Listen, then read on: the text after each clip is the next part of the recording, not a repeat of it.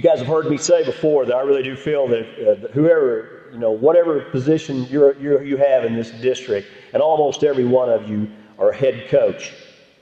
There's only a few of you that are not a head coach. Could be a 7th grade head coach or a varsity head coach. But if you're the head coach of your program, you need to be the #1 teacher of your sport in your program. You need to teach all levels, offense, defense. You need to be teaching your coaches, and you need to be teaching your players. So you only have one opportunity to get everybody in the room at the same time.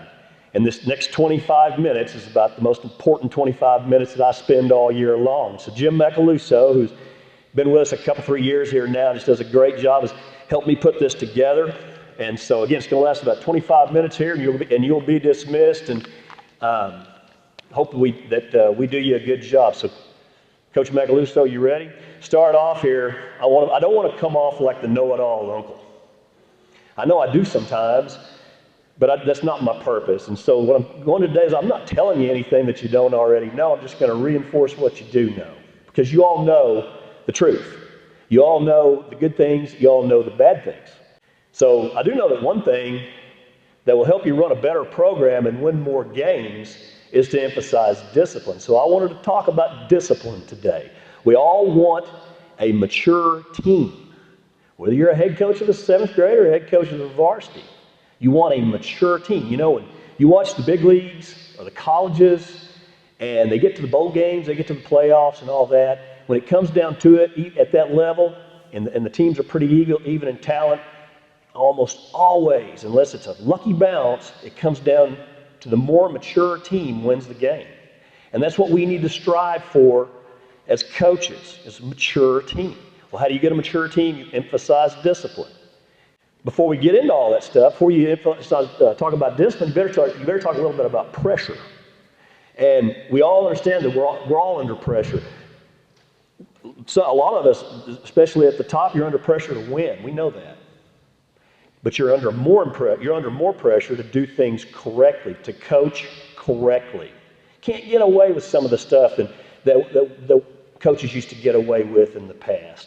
You all know my stance on profanity. There's no place in education for profanity, and there's really no place in education for name calling, and avoid it at all costs. So the pressure that I want to put on you is to coach correctly.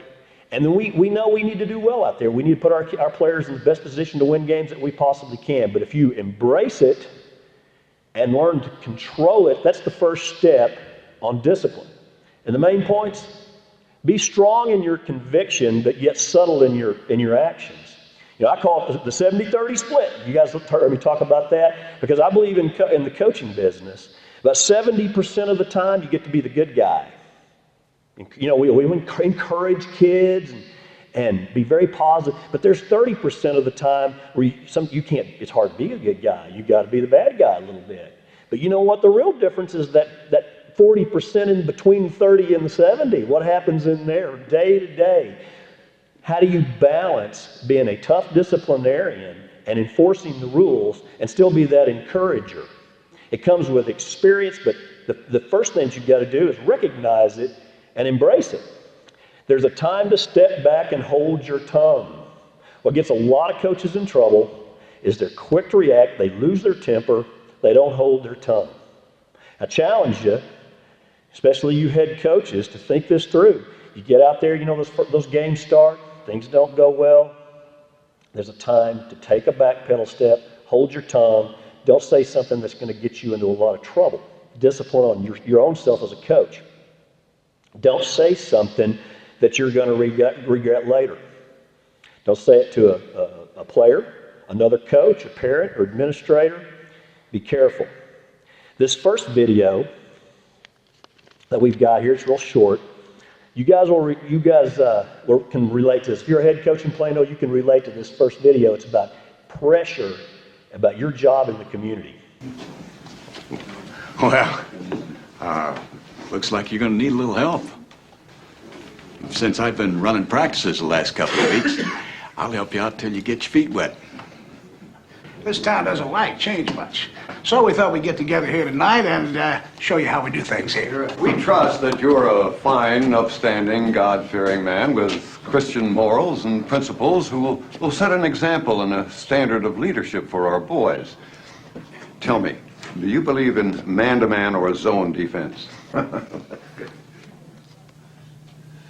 Zone defense is all we've played in the past, and it's the only thing that'll work this year. That's right, George. Waiting for us. Our boys are too small, but remember, we were 15-10 last year, and we got all our boys back but one. Listen, I ain't interested in talking defense here, and I don't have a hair of a notion why we hired someone that's been in the water for the last 10 years. Now, the main point here is we don't get Jimmy Chitwood back playing ball, we don't have a prayer. That's right. He switches over to Terhune, we're in big trouble. Mister's right, Coach. Jimmy's the jack to their Gentlemen, it's been real nice talking to you. Good night. Take control of the situation, because a lot of you coaches out there could relate to that scene right there, couldn't you? Next point, you've got to be able to, first point, you've got to be able to control the outside elements, but you've also got to be able to control your own team. The head coach is always going to be the point man, and you need to be aware of the perception of your team. Even though you're coaching down on the field or on the court or whatever, you need to be aware of the perception of how your players are conducting themselves, how your coaches are conducting themselves. What is the perception? Are you organized? Are you playing hard? Are you not playing hard? What's the perception? So we get to that. Get back to discipline. State your expectations. What are your expectations? And then you've got to tell them every single day. If you want discipline on your team, tell them what you want and tell them over and over and over and over, and it becomes ingrained in their head, and you will have a disciplined team. It really is pretty as simple as that. This next video is about a coach taking control of his team. Well, those of you who don't know, my name is Norman Dale. I coached college ball for 10 years, but it's been 12 years since I've blown this, so I'm going to be learning from you just like you learned from me. I'm going to be setting up practices a little bit differently than you used to, but as you'll find out, everything has its reasons. Basketball is a voluntary activity. It's not a requirement. Any of you feel you don't want to be on a team, feel free to leave right now. Did you hear what I said? Me? Yes, you. Sure, I'm just curious to know when we start. We start when I say so. Okay, would you kind of let me know, because I'm kind of getting All tired right, of standing. out of here, right now. You kicking me out? Yes, don't come back until you learn to keep your mouth shut and listen. Break my heart. Come on, Whit, let's fly this chicken coop.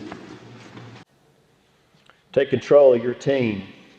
You're the point man, you're the boss, you take control. Rules. Only implement rules that you're going to enforce. Don't have a bunch of rules if you're not going to enforce them. You know, we have a grooming code in Plano. No facial hair, no earrings. You throw the yes sir, no sir in there too. Look the coach in the eyes. You know, the Plano basics.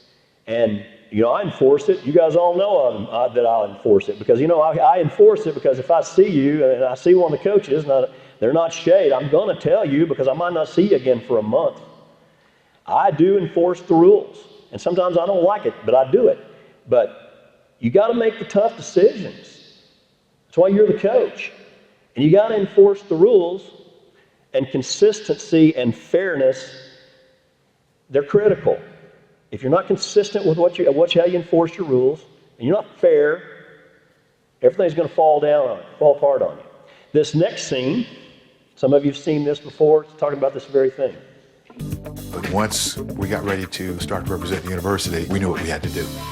They had to get it cut. That's all there is to it. And the funniest thing was you had this rule that couldn't be any longer than 2 inches. And the black guy started growing naturals. It was hilarious to watch the conversations. I had a big old fro, so during the summer you braid it and then you pick it out, it was like this. And then when I came in for practice, the coach said, I said, wow, Coach, what's wrong with hair? He said, I couldn't wait for practice to start. Coach Wooden comes in for inspection. What's this? And he goes, what is this? It's unacceptable. I said, you can't practice today, Bill. I said, Come on, Coach, what's going on here? He told me after his Player of the Year and the National Championship team went undefeated, I didn't have the right to tell him he had to wear his hair a little shorter and couldn't wear facial hair. And I say, you're correct, Bill. I don't have that right. I just have the right to determine who's going to play, and we're going to miss you.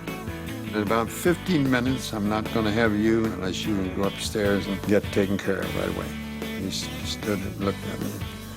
Finally, I said, 14 minutes. I'm out the door. Get on my bike and I ride as hard and as fast as I can. And I race down into Westwood and jump in the barber chair and say, just cut it all off. And give me a plastic razor and a glass of water. And I just rode right in and just dumped my bike right on the side of Pauley Pavilion and went and stood in the back of the line and hoped that he wouldn't notice that I had missed the first 5 minutes of practice. Let's move on to the home field advantage, because you know what, I talk about this as I get older. I don't know very many coaches that are happy if they're not happy with what they do during the daytime, their classroom responsibility, and they're not happy at home. I just don't know. I don't know if I've ever met one that really is happy and content and can get everything out of themselves and their team if they're not happy. And so the home field advantage. You need balance in your life. You need to pay attention to it. You need nurture. If you're not happy with your classroom assignment, you need to look into changing it. We'll work with you. You guys know that. We'll adjust. We'll try to move you someplace where you are happy. And of course, it's the same way at home. In this next video, and before we go to this next video, don't discount your players. You know, their home life. You know, you're so busy coaching them X's and O's and technique and everything, but it might be something that's going on at home that is really going to affect what happens on Friday night. And a coach with influence, and what I call an attractive coach, a coach that the kids really look up to and really think a lot of, can really make a difference. Just hear them out. There's some people in this room that have done some incredible things with that very subject. So this next video addresses that. We need to, as businessmen and women, we need to always maintain the home court advantage. And what am I talking about, the home court advantage? Well, in athletics, they talk about it all the time. They play all year before the playoffs. We want the home court advantage. Well, in marriage, home court advantage is, you know, what happens at home. What happens at home impacts what happens on the job. What happens on the job impacts what happens at home. That's where that balance comes in. When I'm at home, I really am at home. But when I'm on the job, I really am on the job. Because of the integrity, I don't have to worry about what I said or did yesterday. I can concentrate what I've got to do and want to do today. Do the little bitty things. You know, Russ was talking about fundamentals a while ago, but pay close attention to the little things as practice goes on, the season rolls on. A lot of coaches, they'll forget about their fundamentals. You know, they'll forget about things that got them where they are now. Do the fundamentals, do the little bitty things, and do them well. And one point I like to talk about is, you know, you're talking to kids, and you're trying to get them to pass all their classes and do well in school, and they get 5 subjects, they got 5 classes, and you get them all together, and they've got this real hard science class over here, but then they've got this easy class, maybe 2 easy classes. And you know what happens all the time? They spend all their time on the science class, and they pass that class, and they flunk an easy class. How many times have you ever seen that? I always tell them to start with the easiest class, and then go to the next one and build momentum. Because once you start to build momentum, your day will just take off and flourish. Same thing in coaching. Start with the easy things. Make sure you're doing them right, and build momentum. Make sure that you're winning every day. Do the little things right every day. Every morning in SEAL training, my instructors, who at the time were all Vietnam veterans, would show up in my barracks room, and the first thing they'd do was inspect my bed. If you did it right, the corners would be square, the covers would be pulled tight, the pillow centered just under the headboard, and the extra blanket folded neatly at the foot of the rack. It was a simple task, mundane at best, but every morning we were required to make our bed to perfection. It seemed a little ridiculous at the time, particularly in light of the fact that we were aspiring to be real warriors, tough, battle-hardened SEALs. But the wisdom of this simple act has been proven to me many times over. If you make your bed every morning, you will have accomplished the first task of the day.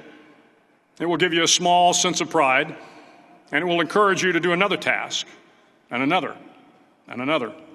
And by the end of the day, that one task completed will have turned into many tasks completed. Making your bed will also reinforce the fact that the little things in life matter. If you can't do the little things right, you'll never be able to do the big things right. And if by chance you have a miserable day, you will come home to a bed that is made, that you made. And a made bed gives you encouragement that tomorrow will be better. So if you want to change the world, start off by making your bed. Let's talk about planning. You all know the importance of planning. You need to plan, you need to plan, you need to plan some more. You know, Begin with the End in Mind, Stephen Covey. A lot of you have read that book and heard a lot about that. And I'll just give you an example. When I first started really getting into beginning with the end in mind and planning everything from the back down instead of the front to the back. For example, I coach football, and so to me, the end of the game was noon on Saturday, because that was when we always tried to cut the kids loose after we watched the video at noon on Saturday. We always used to like to tell them that the game really isn't over until we watch the film on Saturday morning. We correct everything, then we're going to put it to bed, give it closure, and we're going to move on.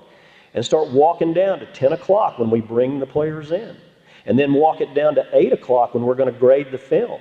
And then even go back to Friday night. When's the bus going to get back to the school? So everybody knows.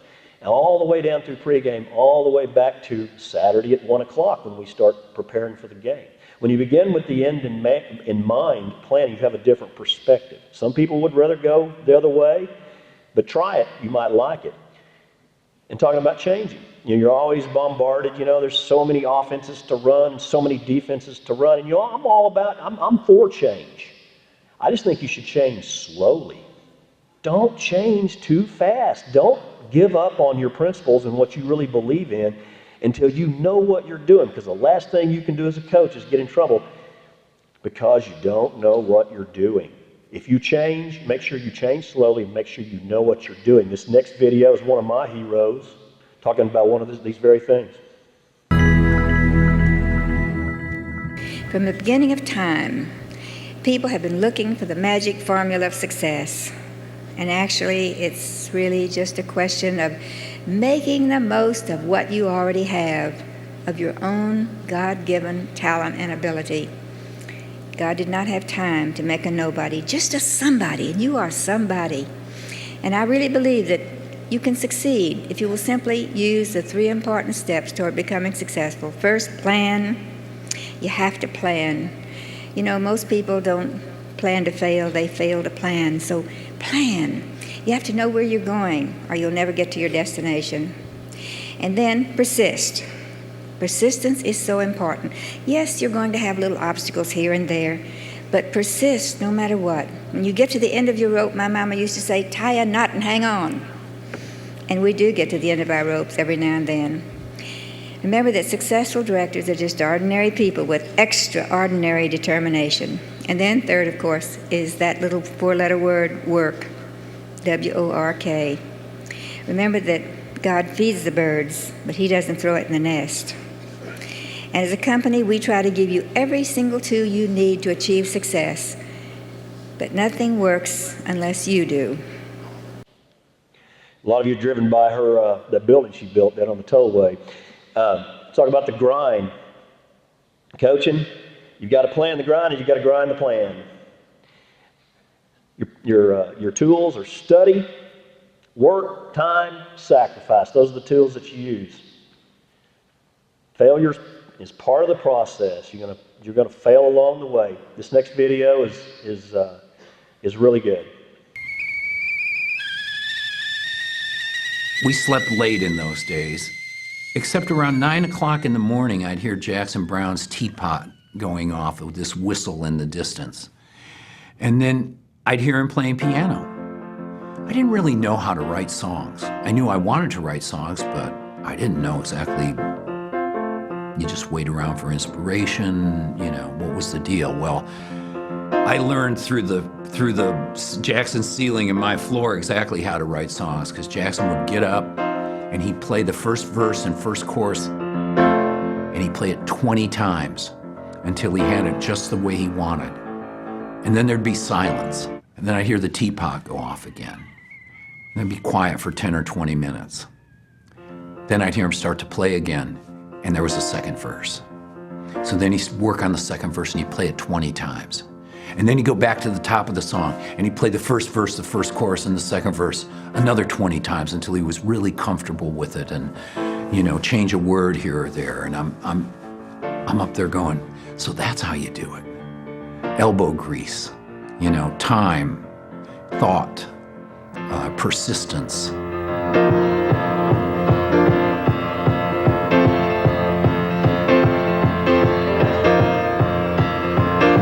Doctor, my eyes have seen the years and the slow parade of fears without crying. All right, competitive advantage. Making sure that your players play up to their potential. This next video we're going to show is, you know, you've got players that are going to play at such a level. Your main responsibility is you make sure that they do play to their potential, and then try to get them to play a little bit better than their potential. Okay? Because if you play up to your potential, your opponent might not play up to his. And because every game's critical, every play is critical, and every player is critical. Now, here's why you can win on little things, and we'll be talking with you about little things as long as you're here. On little things and a little something extra. Now, let's just suppose that we say that the maximum ability one can have is 100. That's the way we'll approach it. And let's say here I am, someone that really only has, based on that 100, a 75% or 75 ability. And here over here is someone that has 85 that I'm going to play against. Now, it takes everyone, but this is just for you as an individual. Now, on Saturday, by virtue of the fact that you have paid the price, you've learned those lessons, you work on the little things, you are willing to give a little extra. Although you only have 75% ability, you play a little over your head, and we expect you to. Okay, you play, and you'll be an 85 player that day. Now, here's another man over here that's playing against you. Now, this could happen, it don't always happen. That maybe he hasn't played the prize. Maybe he hasn't learned those lessons. Maybe he's not as dedicated as you are. And he doesn't play as well as he's supposed to play. And he falls off 10%, or he falls off 10. He only plays 75. And that's just to illustrate my point. Then you, because of your preparation and the things I'm trying to get across to you, you can beat him because you played 85. And if we do that as a team, 11 at a time, well, 4 years from now, why, you'll be walking out of here as a national champion. And I'll tell you this, I expect nothing less. It was a little dry, but it's fun to watch. View your team as a machine. Drills. Have a drill for every situation that occurs in a game. You should have a drill for everything. The way your team does it, you should have a way to do everything. Shoot a free throw, make a left-handed layup, whatever. Organization and repetition are the keys. Make sure you create competition inside your team. That's how you can get better as the season goes along, because it's all about execution. At the end of the day, it's all about execution. We knew that practice was going to start at 3 o'clock and it was going to end at 5:30. If they're not there to start, they don't get to practice. And they were incredibly efficient, and they were literally taken off a 3x5 card.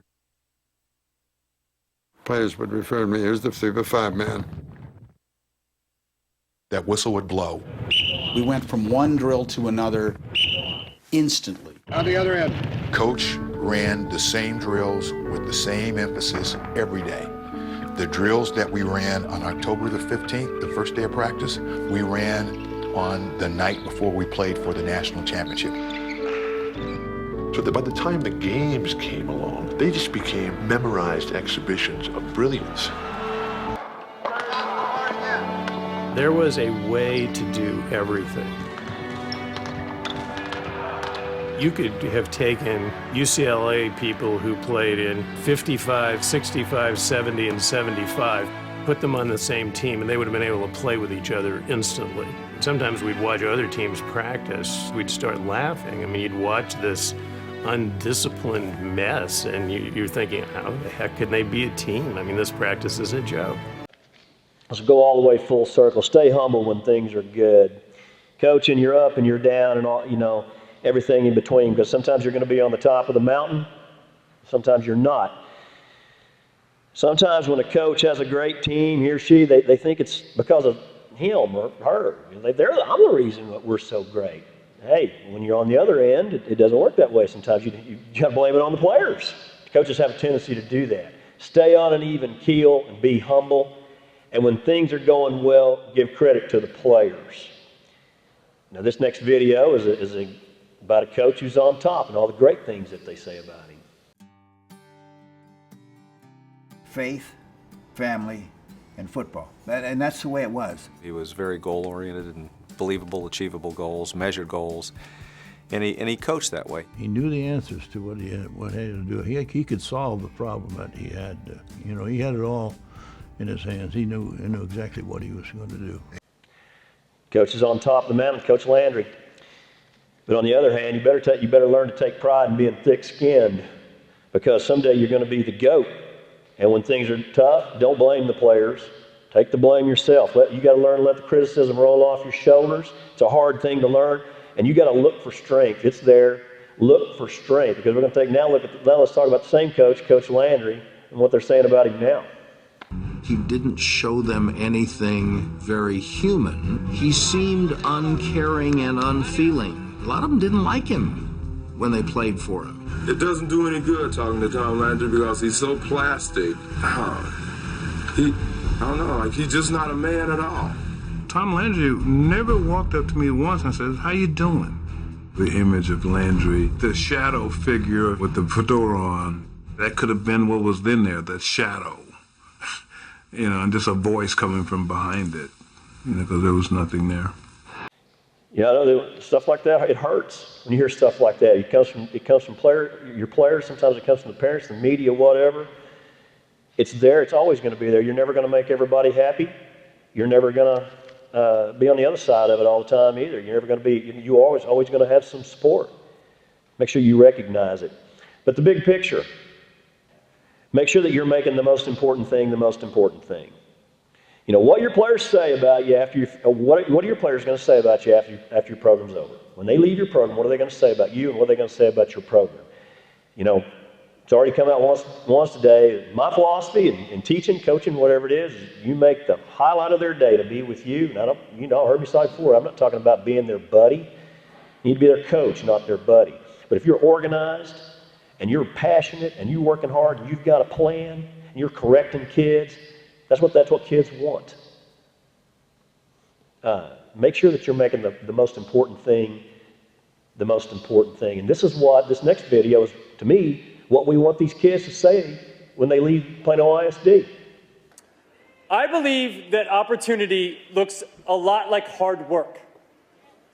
When I was 13, I had my first job with my dad carrying shingles up to the roof.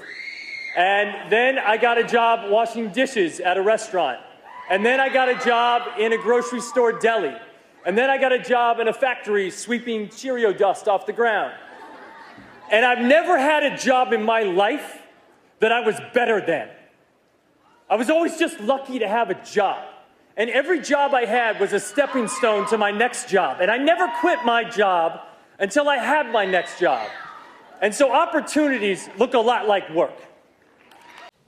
In conclusion, you remember last year that I got up here and I was talking about referees, and I told you guys that I was not a good example for you, and I really regret that. And I asked you to handle referees correctly and don't yell at the referees and all that. I don't know if you guys remember that or not. I asked you to do it for me.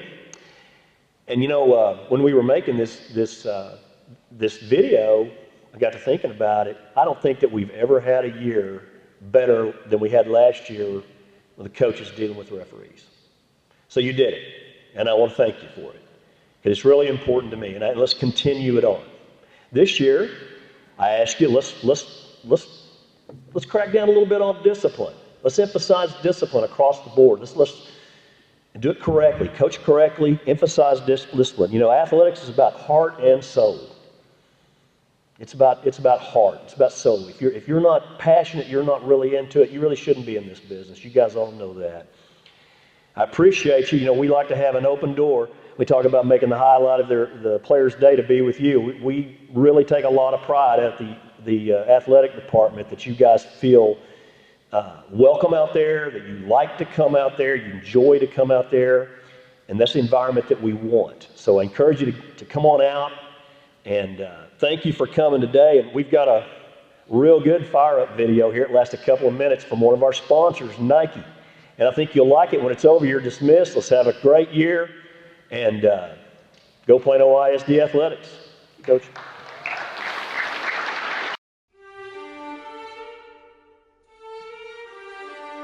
Rise and shine. 6 a.m. and your hand can't make it to the alarm clock before the voices in your head start telling you that it's too early, too dark, and too cold to get out of bed. Aching muscles lie still in rebellion, pretending not to hear your brain commanding them to move. A legion of voices are shouting their unanimous permission for you to hit the snooze button and go back to dreamland. But you didn't ask their opinion.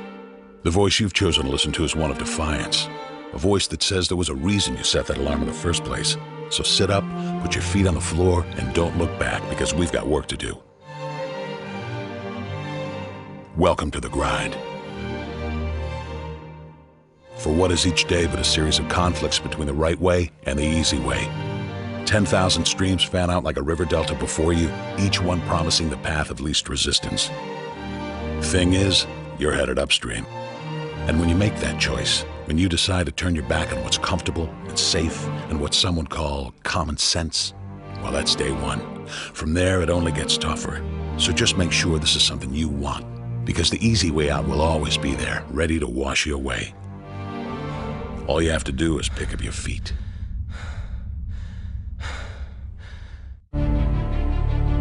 But you aren't going to, are you? With each step comes the decision to take another. You're on your way now, but this is no time to dwell on how far you've come. You're in a fight against an opponent you can't see, but oh, you can feel him on your heels, can't you? Feel him breathing down your neck. You know what that is? That's you. Your fears, your doubts, and insecurities all lined up like a firing squad, ready to shoot you out of the sky. But don't lose heart. While they're not easily defeated, they are far from invincible. Remember, this is the grind, the battle royale between you and your mind, your body, and the devil on your shoulder who's telling you that this is just a game. This is just a waste of time. Your opponents are stronger than you. Drown out the voice of uncertainty with the sound of your own heartbeat. Burn away your self-doubt with a fire lit beneath you. Remember what we're fighting for, and never forget that momentum's a cruel mistress. She can turn on a dime with the smallest mistake. She is ever searching for the weak place in your armor, that one tiny thing you forgot to prepare for. So as long as the devil is hiding the details, the question remains, is that all you got? Are you sure? And when the answer is yes, when you've done all you can to prepare yourself for battle, then it's time to go forth and boldly face your enemy, the enemy within. Only now you must take that fight into the open, into hostile territory. You're a lion in a field of lions, all hunting the same elusive prey with a desperate starvation that says victory is the only thing that can keep you alive. So believe that voice that says you can run a little faster, and you can throw a little harder, and that for you, the laws of physics are merely a suggestion. Luck is the last dying wish of those who want to believe that winning can happen by accident. Sweat, on the other hand, is for those who know it's a choice. So decide now, because destiny waits for no man. And when your time comes and 1,000 different voices are trying to tell you you're not ready for it, listen instead to that lone voice of dissent. The one that says you are ready, you are prepared. It's all up to you now. So rise and shine.